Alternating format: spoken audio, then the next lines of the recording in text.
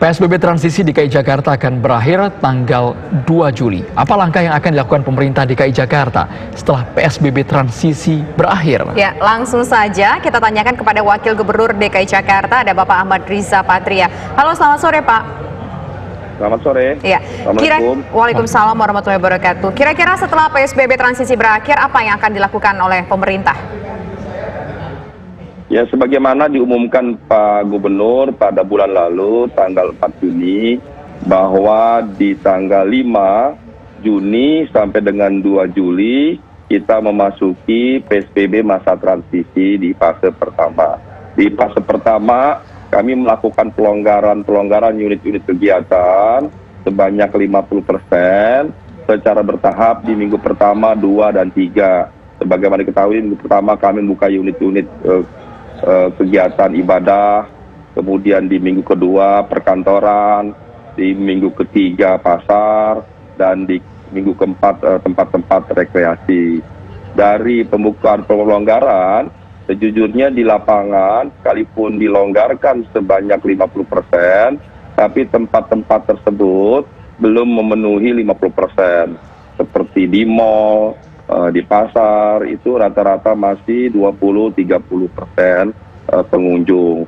Kemudian perkantoran, sekalipun dimungkinkan dibuka 50%, tapi belum semuanya 50%, rata-rata 30-40%. Begitu juga tempat-tempat ibadah, tempat-tempat publik transportasi dan lain sebagainya.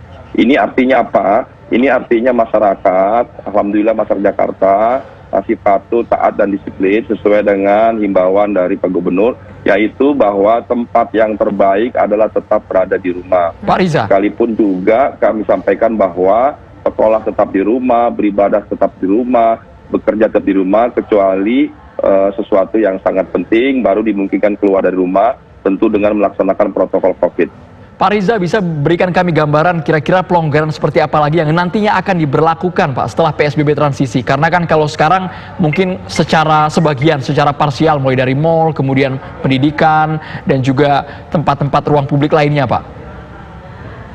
Sebagaimana disampaikan pada bulan lalu bahwa ada 3 kemungkinan yang akan diberlakukan di bulan Juli.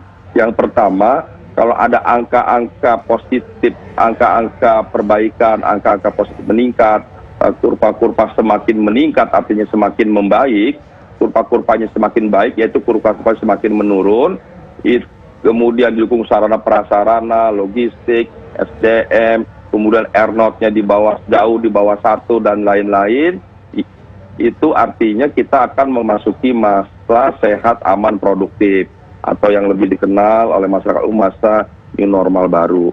Nah, apabila terjadi sebaliknya, kurva-kurva meningkat, jumlah kematian bertambah, penyebaran bertambah, yang dirawat isolasi bertambah, kemudian R0-nya juga terus meningkat jauh di atas 1, dukungan sarana prasarana berkurang, logistik berkurang, dan lain-lain, itu dimungkinkan kita kembali ke masa PSBB yang awal, atau kami menyebutnya melakukan emergency break policy.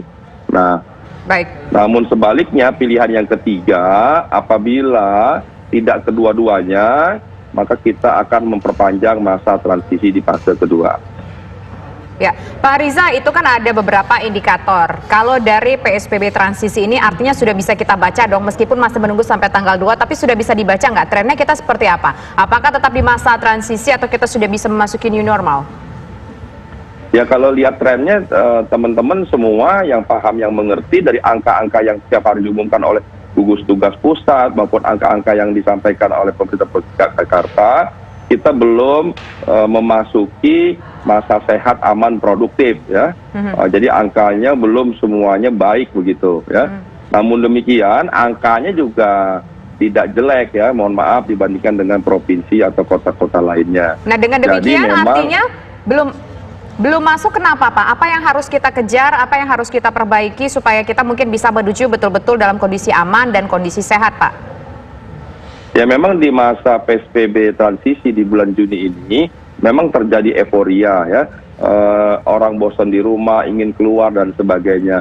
Nah, potensi interaksi meningkat, potensi penyebaran juga meningkat karena potensi kerumunan meningkat. Namun demikian kami bersyukur masyarakat Jakarta cukup disiplin, cukup patuh, cukup taat sehingga tidak ada peningkatan yang signifikan daripada penyebaran COVID. Dan di masa PSBB transisi ini kami melakukan testing dalam jumlah yang banyak, yaitu tidak kurang dari 232.966 testing swab yang kami lakukan. Dengan melakukan banyak testing, maka ini kami lebih mudah untuk mengidentifikasi, kemudian tracing, dan pada akhirnya kami melakukan treatment. Dan kami, Provinsi Jakarta, termasuk provinsi yang terbaik di Indonesia, yang memenuhi standar WHO, artinya testing yang kami lakukan telah memenuhi standar 10.000 dari 1 juta penduduk Jakarta, yaitu dari 11 juta penduduk. Jadi testing-testing yang kami lakukan itu mengidentifikasi penyebaran COVID di seluruh Jakarta. Dan RW zona merah yang sebelumnya berjumlah 66 telah terjadi penurunan, sekarang tinggal tersisa 27. Kami terus bekerja agar zona merah atau RW merah ini akan menjadi kuning dan seterusnya menjadi hijau.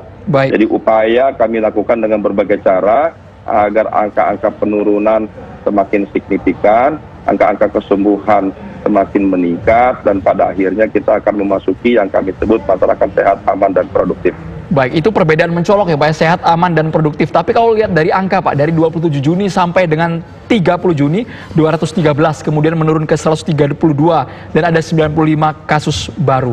Apakah dari angka yang sudah tergambar oleh pemerintah Provinsi DKI Jakarta ini Pak, akan ada langkah yang bisa dikatakan lebih konkret selain namanya PSBB transisi?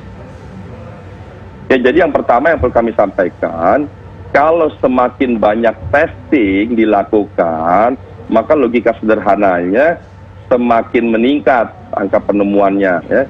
Tapi kita akan lihat presentasinya, ya, jangan sekedar melihat angkanya, tapi perbandingan antara presentasi testing dan presentasi penularan, atau nanti presentasi yang meninggal dan presentasi yang sembuh. Dari angka-angka tersebut, angkanya menunjukkan yang membaik begitu ya.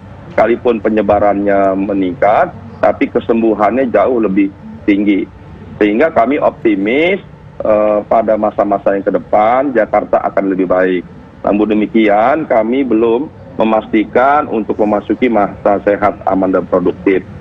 Sehingga kami akan melakukan evaluasi dan 1-2 hari ini untuk memutuskan antara 3 tadi, apakah masuk masa sehat, aman, produktif, atau terus memperpanjang masa transisi, atau kami kembali ke masa PSBB sebagaimana bulan-bulan sebelumnya. Baik, terima kasih Pak Ahmad Riza Patria selaku Wakil Gubernur Provinsi DKI Jakarta. Selamat sore. Selamat sore, terima kasih semua. Baik.